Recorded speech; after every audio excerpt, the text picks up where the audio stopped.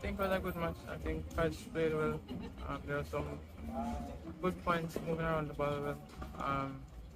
It was a fight in the end, but I think I did a good job of settling down and bringing back the match.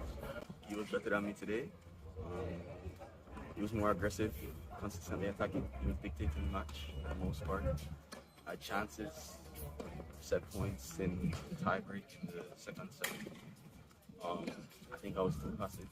Should have attacked more, coming to the net a lot, died him out court a lot, and stayed back.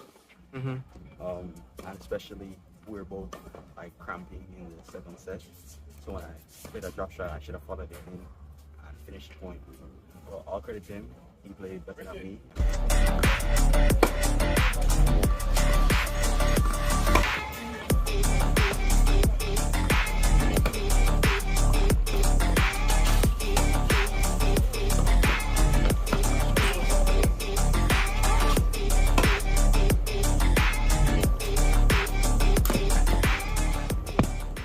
Today was a good day. I think I played really well today.